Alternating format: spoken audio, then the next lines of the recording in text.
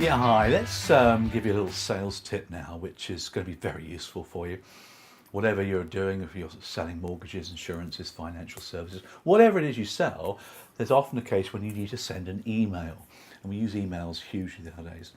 Now, the other day I was driving up to, where was I going? Up to Dudley, nice part of the world. And my sat nav took me off the motorway early because there was a lot of roadworks going on.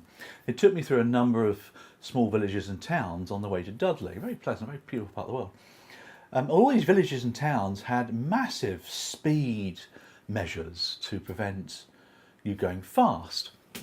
And that's the title really of this little tip for you. I'm talking here about speed bumps, because a number of the measures were used, like speed cameras, etc. But the speed bumps, there was loads of these bumps everywhere. Now, speed bumps, as you can appreciate, stop people from speeding. They're really annoying. You have to slow down.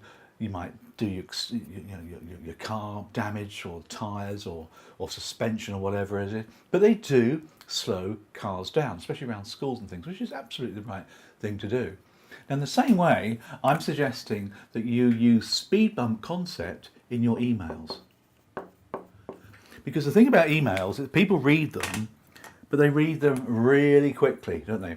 People speed read emails. We're all guilty of it. We get our phone, we tap an email, we have a quick look, and then we delete it, and a quick look and delete it. And you may have a really important message. Maybe it's a prospecting message you're trying to get across, or a really important piece of information you want the customer to read. So my suggestion is you use speed bumps. So how do you do that then? I've got a couple of ideas for you. And I'll get these written down for you to go along. First of all, write smaller sentences. People are going to speed read, so make sure your sentences are much smaller. And also, the same thing, have shorter paragraphs as well. Even one sentence per paragraph is quite useful, because people will speed it along. That's fine, you can work with that one. Just cover one topic. If it's two topics you want to say, don't save them up. Send two emails. It's a lot easier for people to speed read through that, isn't it? Have a really good heading to simulate their sort of interest. We'll often talk about subject lines, headings. You can get software now to design really good headings for you that people will actually, oh, that's interesting, rather than just the usual sort of bland one that people have, isn't it? Another one for you could think about, it's getting a bit wacky now, you could do it if you wanted to, is, keep the same colour there, is larger fonts. So rather than a headline subject, I would go like this. Headline. And maybe I'd have a different font for this one. This one could be one of those sort of fancy ones.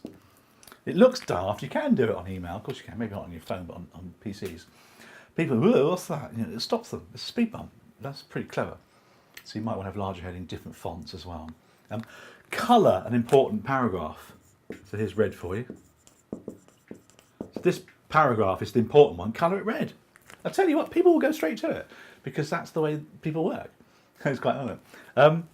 One I've tried before is use phrases like don't skip this piece, don't skip this, as a break-up between two paragraphs, or urgent as a break-up between two paragraphs as well. It just looks weird, but it stops people in their tracks. That's the point. Speed bumps, of course, are designed to stop you from speeding. They stop you in their tracks. You don't like them. You get over it because you appreciate the fact that you've got to slow down to 20 miles per hour. Well, most people do anyway. But these little methods you could use to speed bump your emails. I hope that's been useful for you. Bye.